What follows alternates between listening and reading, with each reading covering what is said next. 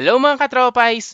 Welcome to ACAT TV, where we make civil engineering concepts easier to understand and fun to learn. So for this video, mas papalawakin natin ang ating idea and knowledge about solving forces in 2D and introduction of moment for the subject of statics of rigid bodies. So itong mga topics na ito ay mga gamit natin for our higher subjects because statics of rigid bodies will serve as our foundation para kapag nagsasagot tayo ng mga problems in mechanics, di ba? Kailangan natin applyan ng basic concept ng statics. So, dapat ngayon pa lang is ginagamay na natin at minamaster na natin itong statics of rigid bodies. Because again, this will serve as our foundation. Okay? So, start tayo. So, explain natin yung mga concept ng forces in 2D. So first we have scalars and then vectors. So when we say scalars, any positive or negative physical quantity that can be completely specified by its magnitude. So ano mga examples nito? We have length, mass, and time. So kapag sinabi natin scalars, ito yung mga value na ano lang, specific value lang. Meron lamang silang magnitude, wala silang direction, either up, down, left, or right, di ba? North, east, south, east, wala silang ganon.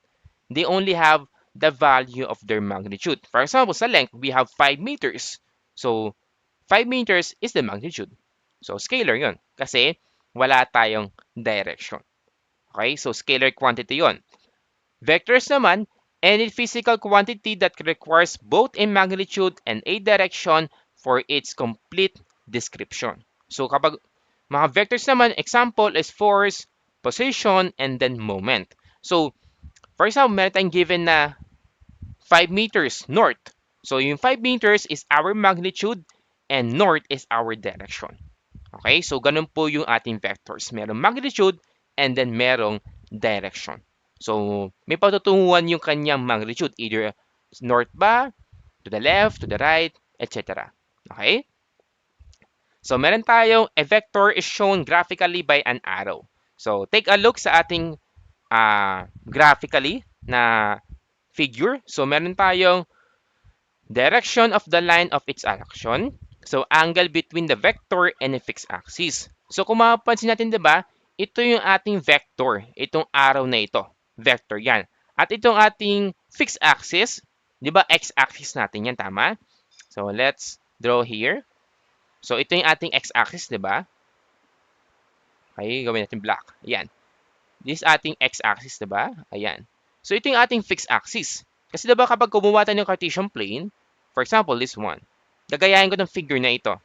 So, for example, from the origin, ganito po yung figure. So, this is the line of action, and this will be the fixed axis. Okay? So, yan po yung ating vector. Ito yung ating vector. Ito yung ating, ayan, vector yan. And the fixed axis, which is yung ating x-axis. Okay po? Now, the magnitude, length of the arrow. So, kung gaano kahaba yung ating arrow, ganoon din po kalaki yung ating magnitude. For example, itong arrow na ito, meron tayo itong 10 Newton. So, ganyan po kahaba or ganyan po kalaki yung kanyang magnitude. Again, kung mahaba yung arrow, mas malaki yung magnitude. 'Di ba? So, kapag nag-extend dito yung ating magnitude or yung ating arrow, mas malaki dapat yung value ng ating magnitude. Okay? Sense of direction, head or tip of the arrow. So, ito siya. Okay? And then, boldface letter, vector representation. For example, ito siya. Vector A. So, naka-bold dapat yan. Okay po? And then, meron tayong italicized letter, magnitude of the vector. Okay po? So, ayan lang po yung pinaka-representation ng vector represented by an arrow. Okay? So, meron tayong vector operations, multiplication, and division of a vector by a scalar. So, if a vector is multiplied by a positive scalar, its magnitude is increased by that amount. Multiplying by a negative scalar will also change the directional sense of the vector. So, ibig sabihin lang nito, if nag-multiply ka, for example, nag-multiply ka ng A, or meron kang A dito, minultiply mo by 2. Di ba sinasabi ko kanina, kung gaano kahaba yung ating arrow, ganoon din po kalaki yung ating magnitude. So for example here, meron kang A dito. Meron kang A. Minultiply mo by 2, mas hahaba yung arrow natin. Kasi nga, nadoble na yung value ni A. For example, si A is equal to 10 Newton. Yung 2A will equal to 20 na. Kasi nadoble. So, ibig sabihin, mas hahaba yung ating arrowhead. Okay po? Yung direction or yung length ng ating arrow. Okay? Kasi yung relationship ng arrows tsaka nung magnitude is directly proportional. Kung malaki yung value ni magnitude, mahaba syempre yung ating arrow. Okay? Now, in terms of negative value naman, so yung negative a tayo, for example, we have negative a.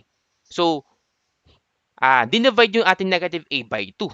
Kaya naging negative 0.5. So, kung, di ba, sinabi ko directly proportional, kung lumiit yung ating a, liliit din yung arrow. Okay? Kung lalaki yung ating a, lalaki rin yung ating arrow. Okay? So, ganun po siya. Scalar multiplication and then division. Okay po? Now, meron tayong tinatawag na vector addition. So, when adding two vectors together, it is important to account for both their magnitudes and their directions. To do this, we must see or we must use the parallelogram law of addition. So, ito siya. For example, meron kang ditong vector A at vector B.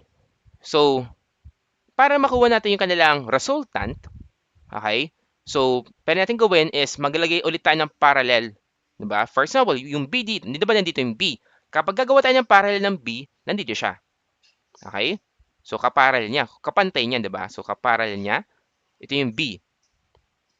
Yung A naman natin dito, gawa din tayo ng parallel ng A. For example, ito po. Let's assume na ito ang pantay po ha. Pantay po sila. And this is magnitude of A. Okay? So, now, saan po natin makikita yung kanilang resultant? So, ito yung ating resultant ng A and then B. So, dito po natin sila matatagpuan. Ayan. So, kung makapansin natin, di ba, by creating a parallelogram, di ba, in-enclose ko yung figure.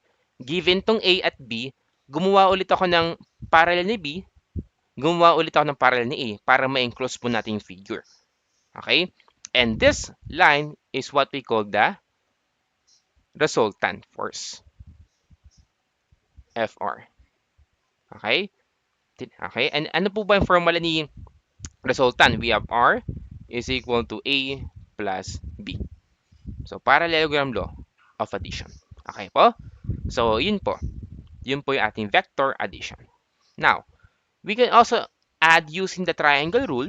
So, meron tayong head-to-tail method, which is a special case for the parallelogram law. So, meron tayong dalawang, diba nung senior high school physics tayo, dalawa, isang component method at isang head-to-tail method. Pero this time, mas mahalaga or mas gamitin po ngayong college, especially for this subject, yung triangle rule, yung head-to-tail method. For example, meron kong A dito ulit at B. Diba? Kung itong B na ito, ilalagay ko dito. Kakopy ko ha. Ayan. So, yung pinaka tip ni A, kasunod na si B. So, head-to-tail method yon. Okay? So, ito na si B. So, pinagsunod ko lang dalawang given na force or given na vector. Vector A at vector B. So, itong horizontal line na ito yung mag-e-enclose ng ating figure. And this is what we call the resultant force. Okay? Okay po? Or kung gusto natin kung baliktad naman, diba, si B yung nilipat ko, this time si A naman ililipat natin. Kung itong A na ito, ililipat ko siya dito. So, ililipat ko siya dito para mag-enclose ha. So, after ni B, isusunod ko sa A. Head-to-tail method nga eh. So, dapat magkasunod po yung dalawang vector. Ayan. So, kung ganyan po siya, para mag-enclose yung figure, kailangan natin maglagay ng line dito. So, this will be served as our resultant force. Okay? So, alin man sa dalawa dyan, pareho lang po yan. Okay po? Kasi kapag pinagsama natin yung dalawang figure na yan, makakabuo tayo ng parallelogram. Okay? Kasi diba kapag pinagsama ko to dito, pinagdikit ko sila, makakabuo tayo ng parallelogram. Parang ganito lang din. ganyan siya mabubuong ganyan. Okay po? So we have here special case. So madali to kasi if the two vectors are collinear, ibig sabihin, magkalinya, both have the same line of action, the parallelogram law reduces to an algebraic or scalar addition. Kasi 'di ba? For example, meron akong 5 newtons north, meron akong 10 newtons north, 'di ba? Both vectors having the same direction, or let's say have the same line of action. So, ang kailangan natin gawin is algebraic sum ng dalawa. So, pag-add mo lang, magiging 15 newtons north yan. Kasi nga diba, ang ating resultant will be equal to R is equal to A plus B. If my 5 newton here is A and 10 newton is B, algebraic sum lang. Addition of collinear vectors. Clear? So, I hope clear po siya ha. And then vector subtraction, pareho lang. Ang pinakaiba lang, of course, yung sign nila. Okay? Now, finding a resultant force.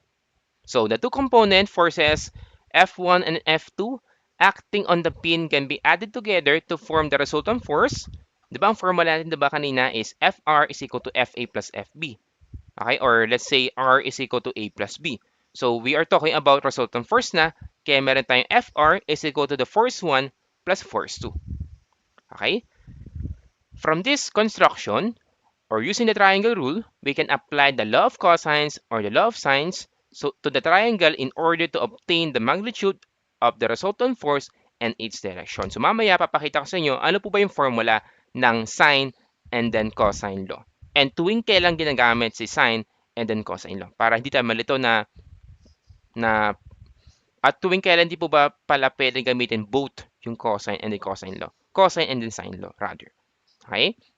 Now, meron tayong figure 8 dito. We have here pin. Nakapin yung force natin, force 1 and then force 2. So, kapag gagawa tayo ng parallelogram law, again, diba ginawa natin kanina? Yung F2 dito, gagawa tayo yung kanyang parallel. For example, ito. Ayan. Ito yung ating parallel ng F2. Okay? And the F1 naman, gawa tayo ng parallel ng F1. Ayan. So, ang kanyang resultant is yung nasa gitna. So, kailangan natin ipag-connect to hanggang dito.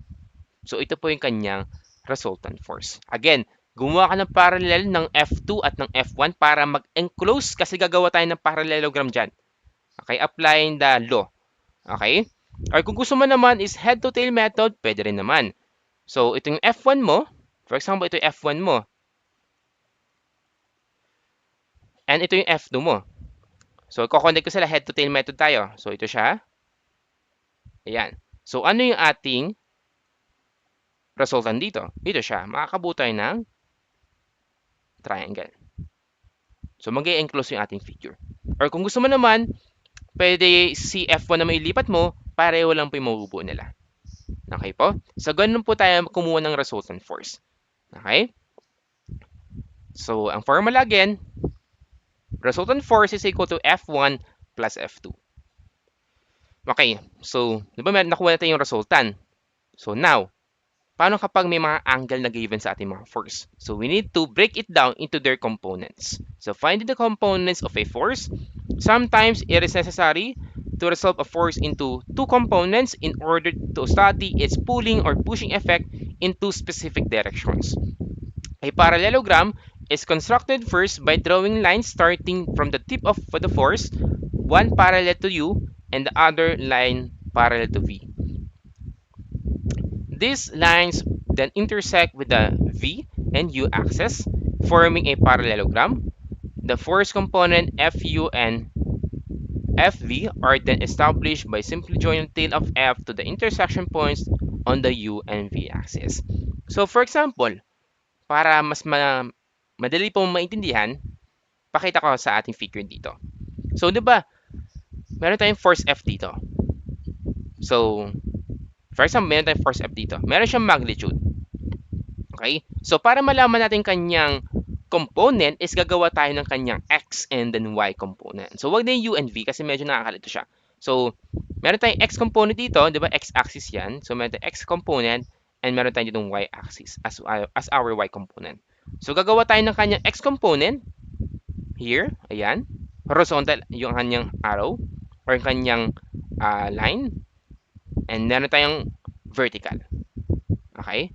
So, let's assume na ito pantay. Ayan. So, this is Fy and this is Fx. So, ang ginawa lang po natin is binirek down natin yung kanyang force into its component para madali natin makuha yung kanyang resultant. Okay po? Now, so meron tayong tatlong force dito, tatlong araw na. Diba? Meron tatlong araw. So, kung mapapansin mo, diba, kapag nag-extend to dito, makakabuo tayo dito ng parallelogram. Okay? Kapag nag-extend to dito, mag-e-enclose po yung ating figure. Okay? Pero kung gusto mo naman ng head-to-tail method, di ba meron ka ditong Fy, meron ka ditong F, mag-e-enclose yan by putting your Fx here. So, mag-e-enclose sila into its parallelogram. Okay po? So, yun po yung ating resultant. Clear? So, I hope clear po siya, ha? So, mamaya, kapag nasa example tayo, mas explain natin ng well-detailed yan para mas maunawaan nyo yung pagkuha ng component at pagsagot ng forces in 2D. Okay? So, addition of several force, kapag more than 2 forces naman, successive application of the parallelogram law can be carried out in order to obtain the resultant force. So, ganun lang din naman. And then, ito na. Procedural analysis. Two component forces 1 and forces 2 add according to the parallelogram law, yielding a resultant force Fr that forms the diagonal of the parallelogram. So, yung ginagawa natin kanina pa, meron kang F1 dito, meron F2. Para mag-enclose yan, gawa ka ng parallel line ng F1 dito. Gawa ka ng parallel line ng F2 dito. And then yung gitna, this will serve as our resultant force. Kasi mag-enclose yan, makakabuo tayo ng parallelogram. Okay? So, if a force F is to be resolved into components along two axes, U and V, then start at the head of force F and construct lines parallel to the axis, thereby forming the parallelogram. The sides of the parallelogram represent the component FU and FV. Diba? This is the y-axis. This is the x-axis. Correct? So, ito yung sinasabi ko rin, diba, na Fy. And this will be your Fx, tama? So, ang kailangan mo lang gawin siya para makuha yung component, kagaya sinabi ko kanina, i-breakdown mo yung magnitude ng vector F mo into its component. Okay? Makakabuo tayo ng forces along y and then forces along x. Okay, mamaya sa example, mas explain natin yan. Okay? So, yan. So, apply naman natin trigonometry. So, redraw a half portion of the parallelogram to illustrate the triangular head-to-tail addition of the component. So, ano yung mga formula na yun? Ito. So, ito, meron tayo ditong tatlong side. Side A, side B, side C. So, remember ha, yung opposite ni capital A, this will be yung kanyang angle A. Yung C dito, yung side C, yung kanyang opposite dito, siya naman yung kanyang angle. And of course, yung B dito, yung opposite niya, yun naman yung kanyang angle dito. Clear? So, ganun po siya ha. And now, para naman makuha natin, paano natin makuha yung values ng A, B, or C, or ni angle A, angle B, and angle C? So, from this triangle, the magnitude of the resultant force can be determined using the law of cosines, and its direction is determined from the law of sines. So, the magnitude of two force components are determined from the law of sines. So, ang sabi dito, so para makuha yung magnitude ng resultant force, pwede tayong gumamit ng law of cosines. And para naman makuha yung direction, gumawa ng law of sines or gumamit ng law of sines. Pero, kapag unknown si A, B, or C, or si angle A, angle B, or angle C, tuwing ka lang ginagamit si law of sine and then law of cosine. For law of sines, ginagamit siya kapag meron kang two sides and one angle. Okay? So, tuwing kailan yun? So, meron ka ditong two sides and then isang angle. Okay? So, applicable po yun. Okay po? So, two angles ay two sides and an angle. And itong angle na ito, we call it as non-included. So, for example, meron tayo dito na SSA na case. So, dapat yung ating angle is hindi dapat pinapagitnaan ng dalawang sides. Okay? Now, next. Kapag meron kang dalawang angle and isang side. Okay? So, applicable din po yung law of sines dito. May dalawang angle, isang side. So, applicable yung AAS or ASA na case. Applicable po yan. Okay? And now, for law of cosine,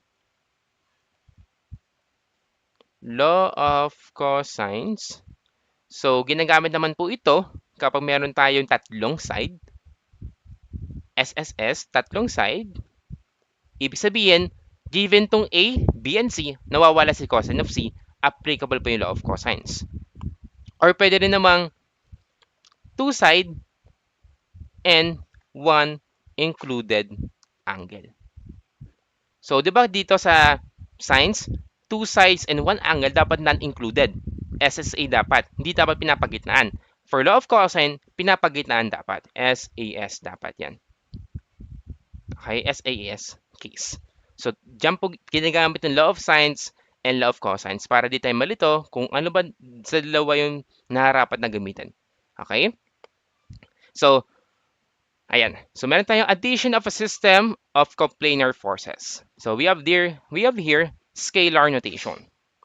So, the rectangular components of force F are found using the parallelogram law so that F is equal to Fx plus Fy.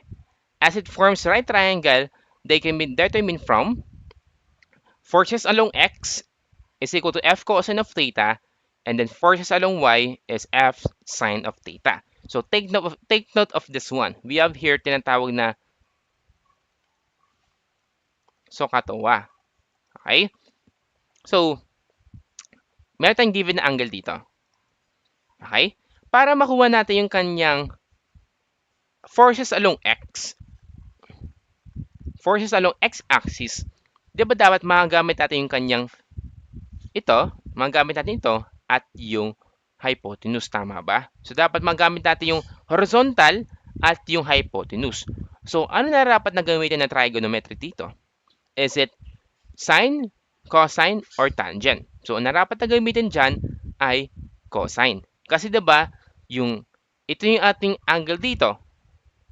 Ano tawag natin dito? This will be served as the adjacent over the hypotenuse. So therefore, yung ating component dito ng ating fx is equal to f cosine of theta. Okay po? Kasi nga 'di ba? Paano ba sabihin nito? So 'di ba, meron kang theta dito. So fx mo to and then vector f mo yan. So you can apply fx is equal to f cosine of theta. Again, horizontal kasi. So lagi tayong tumitingin kung forces along x yan, dapat nakatingin tayo sa horizontal.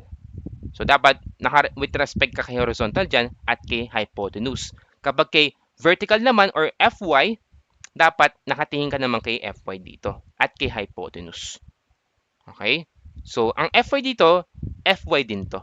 Kasi nga parallel sila. Okay? So, ganun po tayo tumingin. So, kailangan natin consider yung SOHCAHTOA. Okay po? Para di tayo malito, kasi may mga pagkakataon si fx nagiging f sine of theta, nakadepende yan sa location ng kanyang angle. Okay? So, dapat marunong tayo tumingin ng SOHCAHTOA. Sine is opposite over hypotenuse. Diba? Ang sine is opposite over hypotenuse. Si cosine is equal to adjacent over hypotenuse. So, dapat, alam natin dapat yan. Kasi mahalaga yan. Gamit na gamit po ang SOHCAHTOA. Lalo na kapag may given na angle. Okay? Ito, scalar notation naman tayo. So, di ba kanina may given na angle. This time may given na slope. Okay? So, instead of using theta, we can utilize the small slope in a triangle to define the direction of our vector f. Okay? So, di ba, meron tayong fx dito. So, di ba ang ating cosine of theta is equal to adjacent over hypotenuse. Tama ba? If this is the theta, for example, ito yung theta, either here or here, pareho lang.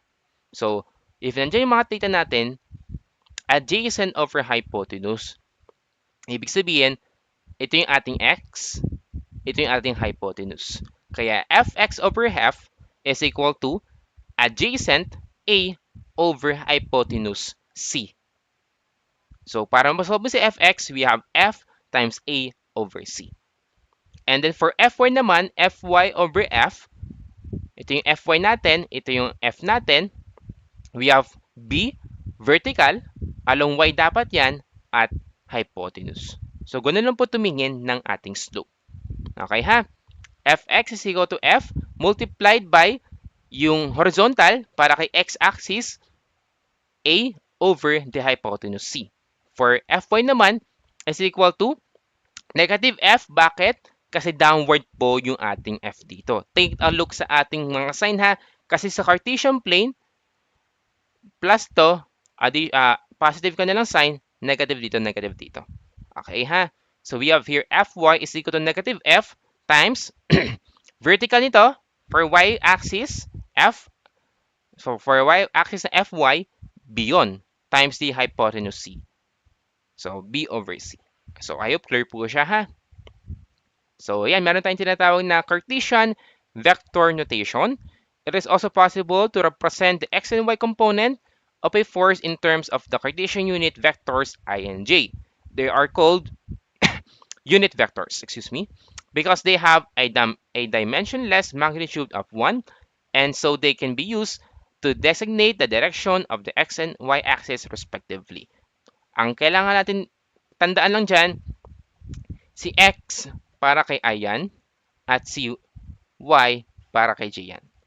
Okay? So, ano yung mga palatandaan niya para kapag nagsulat tayo, kapag may I dyan, or meron tayong I hat, ganyan, or meron ganyang arrow indicating na this is a vector, unit vectors, indicating lang yung kanilang direction. It is in the x-axis or y-axis, diba? So, sinasabi lang dun.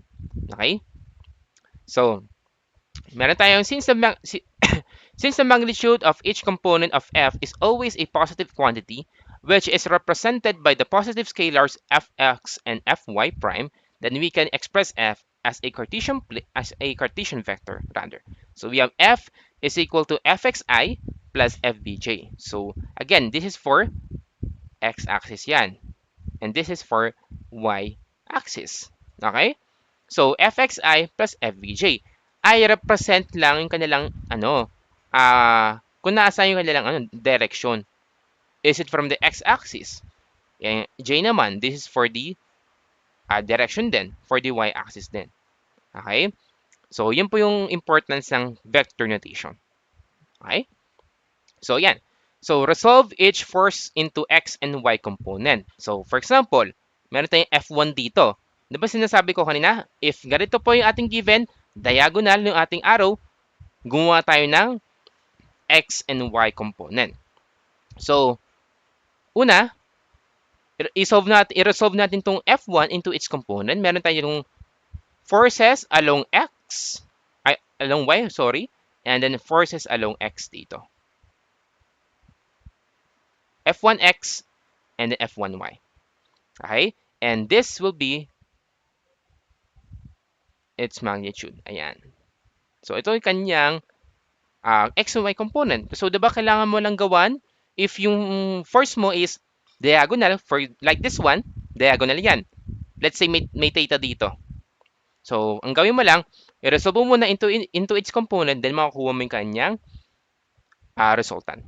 Okay? Pare-pareho lang sila. For example, may theta dito. So, ang gawin ko, para ma-resolve ko, gawin ko into its components muna. So, ayan. So, component dito, F2y, and then meron ako ditong F2x. Okay, so, makakabuo tayo ng, or mag-e-enclose yung ating figure dito. Okay, and isa rin, if may theta dito, okay, so meron tayo ditong x component na f3x and meron tayo ditong y component. Okay? f3y. So, mag-i-enclose lang po yung ating figure dyan. So, ganun lang po yung paggawa. Okay ha? So, mas maganda daw kapag meron na tayong example maya-maya. Okay po? So, yan. If meron naman tayo ditong component using scalar algebra as they are collinear with each other. So, take note, nasa Cartesian plane tayo. So, take a look sa kanilang mga sign. Kung sino yung mga negative at sino yung mga positive value. Okay? Di ba kanina sinabi, f is equal to fxi plus fyj. Tama? Ayan. So, ayan siya. So, ang kailangan mo lang gawin, syempre, i-copy mo lang. So, si f1, both positive yung kanilang x and y component kasi upward yung sign ng isa, to the right naman yung sign ng isa. Kaya meron tayong f1 is equal to f1x I plus f1j, f1y, j. For f2 naman, since negative yung ating x component, positive si y component, magiging f2 is equal to negative f2x I or I hat ganon or plus f2y, j. And then f3, negative yung kanyang y component kasi downward yung force, yung kanyang component sa y, and then positive si x component. So we have here f3 is equal to f3xi minus f3yj. So ganun lang, laging isalang-alang yung sign ng kanilang mga forces. Okay? So ganun lang. So gawin natin next dito is, para makuha yung vector resultant or our resultant vector, ipag-add mo lang yung f1, f2, and f3. So first thing to do, lahat ng mga may I, pagsamahin natin. 'Di ba? So f1xi, f2xi, f3xi. And then, do not disregard their sign. Kung ano nakalagay dito, i-copy natin yung kanilang sign. Okay? So, kapag in-add natin yung mga common factor nila, which is yung I and then J. So, ipag-add natin yung kanilang mga having the same value of I and then J. So, kailangan pare-pareho sila may I, ipag-add natin. If i-factor out natin si I, i-factor out natin si J. And dun mabubuo yung ating resultant vector. frxi plus fryj. Okay? And this is the formula po. So ito yung mga formulas aside sa cosine and then sine law. Ito yung major formula natin. Para makuha yung summation ng forces along x or the resultant force in along x natin, meron tayong summation of forces along x. At para makuha yung resultant force ng y, summation of forces along y. Okay? And para makuha si resultant force naman, yung pinaka-resultant force, so square root lang ng resultant force ng x squared plus resultant force ng y squared. And para makuha si yung ating angle dito, itong unknown angle na ito, arctangent of resultant force ng y over resultant force ng x. Absolute value. Okay? So ito po yung mga kailangan natin tandaan, formulas, the concepts, para mas maging madali yung pag-solve natin ng 2D, forces in 2D. Okay? For our next video, magsasagot na po tayo ng mga problems involving forces in 2D. Okay?